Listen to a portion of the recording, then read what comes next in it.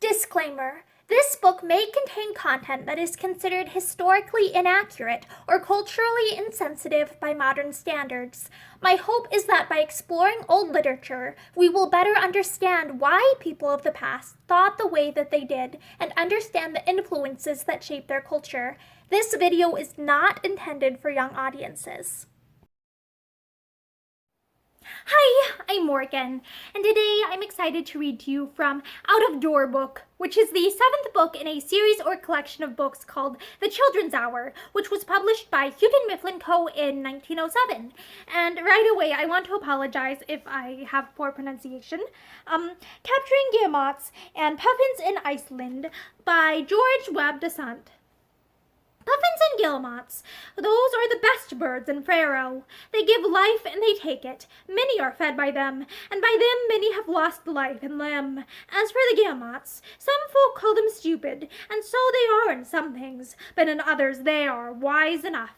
One would think now that breeding as they do all along the ledges of the steep cliffs, thousands of them together without a nest, no guillemot could know its own egg. And yet, in 1859, I saw how they know their eggs and love them too. Then I saw two of them fighting, and in the scuffle one pushed the other's egg, and it began to roll down the steep ledge. In a moment it would have slipped over into the sea, but all at once the fight was stayed, and the guillemot to whom the egg belonged shuffled along till it got before it, stayed it with its long bill, and then rolled it up again to its old place. What makes it come on land to breed year after year to a day?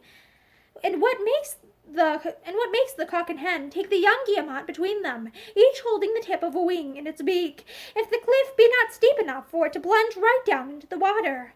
On the 29th of July, St. Olaf's Mass, all the guillemots are gone south, and we see nothing more of them as a body till Paul's Mass. The 29th of January. What do we take them for?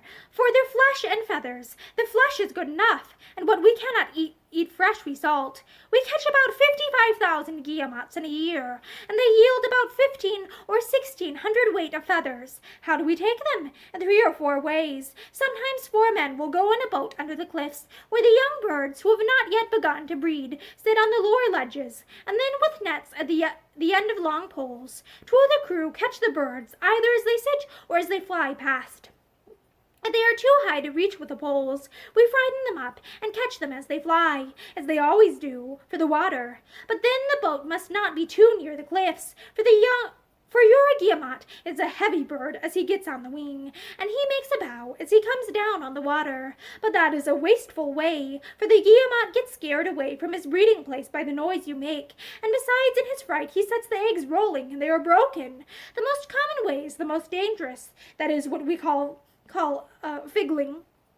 We don't set about it till the young guillemots are hatched, say about the middle of June. Then we go into the guillemot's own kingdom and catch him on his roost. Sometimes we attack him from above, sometimes from below. From above we get at him by a rope, often more than 100 fathoms long, and about 2.5 inches thick. The fowler is bound to it by bands, which go down both thighs, and by shoulder straps, which keep the rope fast to his chest, so that the cragsman sits as comfortably as though he were in an armchair, and has his feet and hands free.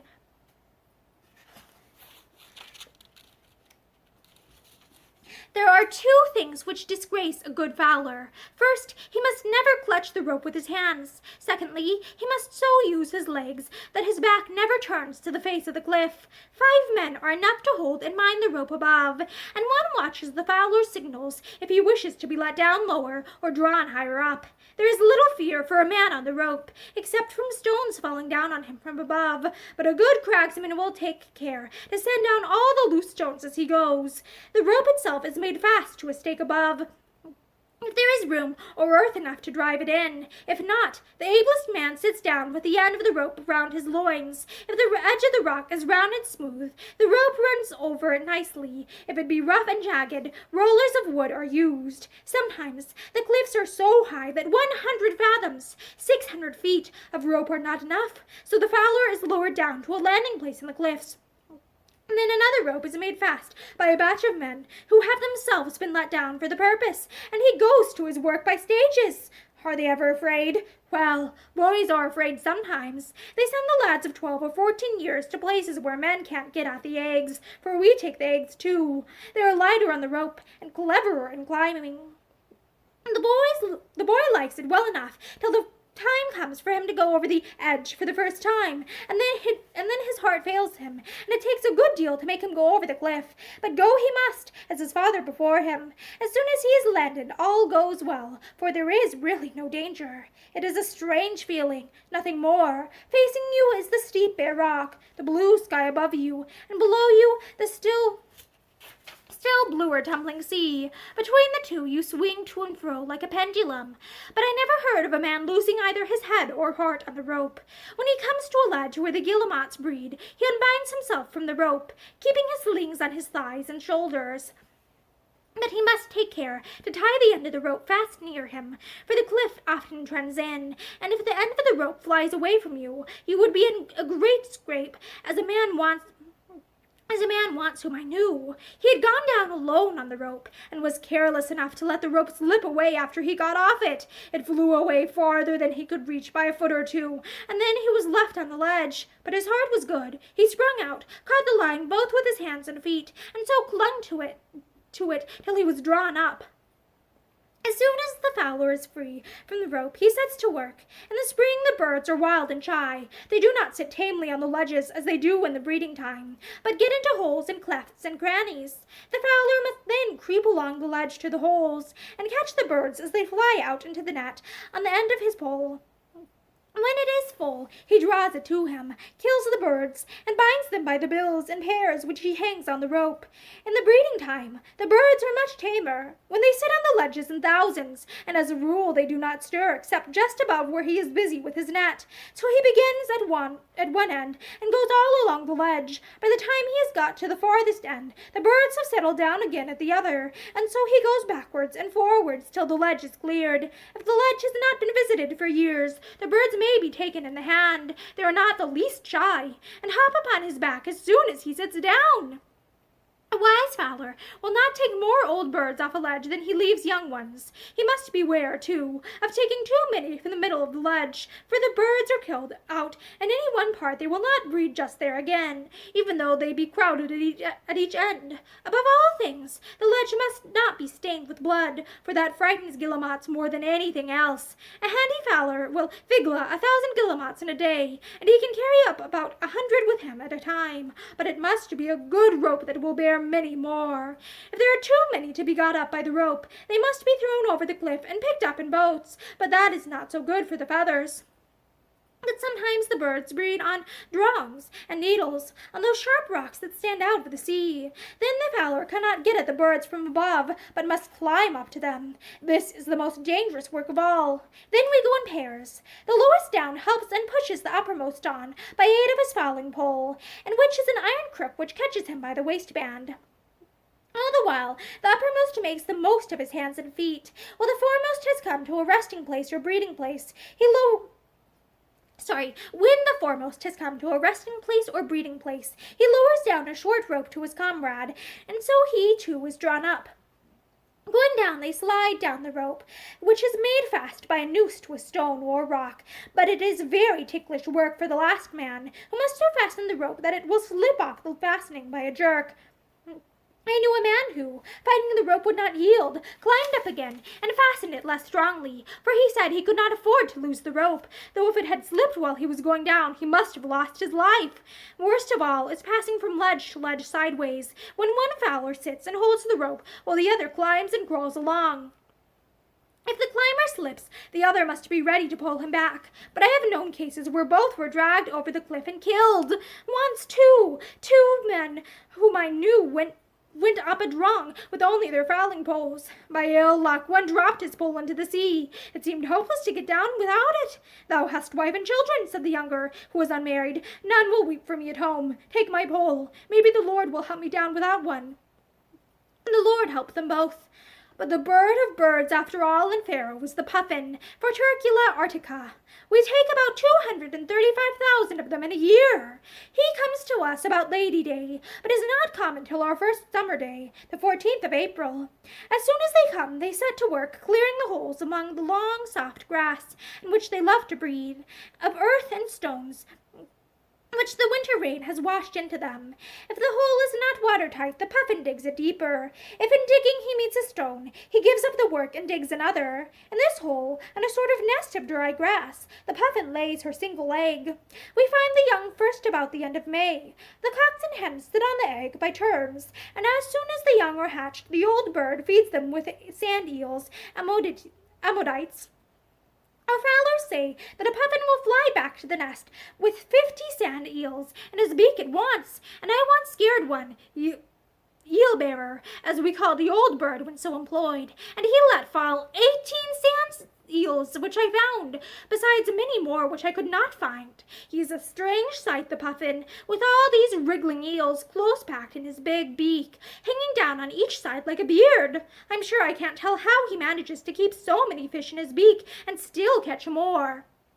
But the sand eels swim in shoals, and as soon as he sees a shoal down he goes, and always comes up with his beak full. I suppose he holds them against his upper mandible with his great tongue, for he is not like the cormorant or scarf, who had such a mite of a tongue that some think he is none at all, and so when a child is noisy we frighten it by saying, "Kvush vir skover tungliser?"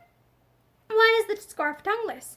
And then go on with the answer, "Chushansiji revenum kvir even ati," because he told the raven where the eider duck's nest was. But to come back to the puffin, while he holds the fish tied against the upper mandible with his tongue, he swims along, gaping, and catches more and more. But anyway, he seems never to miss his prey, and comes back again and again to his nest with his mouth full. A strange thing about them is that they are often found ever so many in a hole, and it is true that if there be 8 puffins in a hole and 7 are taken, the 8th will sit on the egg and hatch it. This looks as if the puffin was not so clever as the guillemot. We begin to catch them with nets on the wing, much in the same way as the young guillemots. The eel-bearers, or breeding birds, we always spare, but till the breeding time is past, we have work enough with the last year's birds who have not begun to breed. It is hard work and skilled work, for if you hold your net in a puffin's way on the wing, he will go through it like a shot. This is how we catch them. The fowler takes his seat on the edge of a cliff, past which the puffins fly, and then when there is a good breeze along the shore, the puffin goes out for his fly about 10 or 11 a.m. and flies till 3 or 4 p.m., and then he takes a rest on the sea. If the day is very good, he will fly an hour or 2 more in the evening, but between the hours named he flies like clockwork round and round, first a little along the shore, and then out a little, and so back. There are such clouds of them that they darken the sun. On one of these favorite spots, the fowler takes his seat, and as the puffin passes him, he gives his pole a twist up from below and catches the bird in the net from behind. It needs great strength and skill to do this well, and your arm feels very tired the day after, but while the sport lasts, it is great fun. A good hand will catch in this way 900 puffins in a day. After the work is over, the fowler binds his birds together, and 100 are thought a good load for a man, and so they are, for the path is often over spots where a man can scarce pass with no load at all. But often the puffin breeds on grassy slopes halfway down our cliffs, and then we have to use the rope to get at him, just like the guillemot, only these slope swords are often so large that it takes more than a day to work them out, sometimes more than a week. So puffin catching is more of a business than guillemot catching. The weather we hope will be good, for there are no roofs to shelter us down there. Nay, the ground when we are there is often so steep that one must tie oneself at night to a stone, lest one should turn in one sleep and roll over. Fuel and fire, meat and drink we carry with us. Now we are well down over the edge, and have gained our footing. It is delightful. The long, soft grass, the boundless sea, the white surf, the fishing boats far away, the guillemots and tisties sitting like dolls along the ledges, and though last not least, the puffin standing at the mouth of his hole. We break in on the story to say that the puffin looks like a respectable butler at his master's door, in a black coat and white waistcoat, with a Roman nose, red at the tip, with many a bottle of port. But this Sicilian heeds us not, and goes on. So we set to work with our poles and nets, and soon have each a goodly pile. In a day or two, boats come below to carry off the spoil, which we bind in bundles and throw down to them. We hear news from home, and throw along with the birds many a stalk of angelica, quenner, for friends at home. Up above, our wives and friends come to the edge day by day to see that we are all safe, and count us. If the cliff be not too high, they can hear us shout to them that we are all well, but we seldom can hear their voices, for sound travels better up than down. But so long as we are on the cliff, it is always a weary time at home till we come back. A little while ago I was by when the men were let down 600 feet to a puffin land, which was 1,000 feet above the sea. No one had been down for 30 years, for the land had a bad name, and the last man who went down had his brains dashed out by a falling stone. At the edge the sight was touching. Each man was kissed and blessed as he was made fast to the rope. And an old man of 75 had walked 5 miles to the edge, that he might sit by the rope and guide it as it was lowered. On the rope was his only son, and as he saw him glide down out of sight, the father threw himself flat on his face and burst into tears. About the middle of August, the puffin goes away with his wife and bairns, and we never see one of them again till the end of March. In this he differs from the guillemot, for some of them, late birds and stragglers, stay the whole year through. But from the puffin we have a saw of a man one seldom sees. We see no more of him than we do of a puffin at Yule.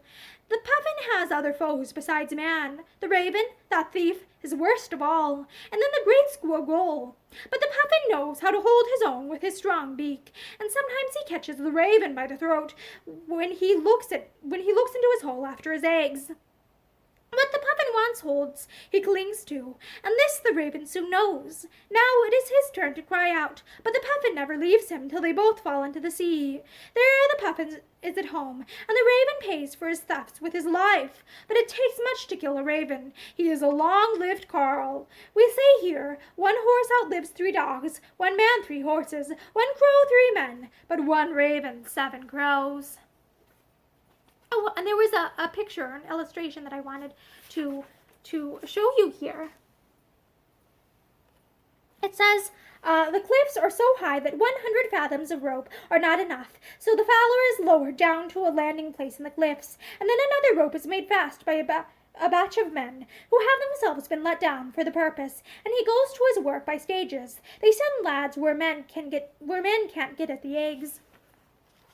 Oh wow, that looks quite very steep. So yeah, thank you for listening to Capturing Guillemots and Puffins in Iceland by George Webbe Dasent with me. I hope that you have a great day. Bye!